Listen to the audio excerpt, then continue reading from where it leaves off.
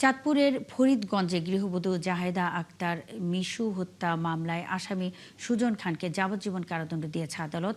একই সাথে ১,০০,০০০ টাকা জরিমানা ও অনাদায়ে আরও ৬ মাসের সশ্রম কারাদণ্ড দেওয়া হয়েছে। রবিবার চাঁদপুরের সিনিয়র জেলা ও দায়রা জজ শামসুন নাহর এই রায় দেন। স্বামী প্রবাসে থাকায় চরমখোয়া গ্রামে বাবার বাড়িতে থাকতেন গৃহবধূ মিশু। ২০১৯ সালের ২৯ জুলাই সেখানেই তাকে কুপিয়ে আহত করে পূর্ব পরিচিত সুজন খান। এরপর ঢাকায় নেয়ার পথে তার মৃত্যু হয়। ওই দিনই নিহতের মা ফরিদগঞ্জ থানায় সুজনকে প্রধান আসামি করে ৫ জনের বিরুদ্ধে মামলা করেন।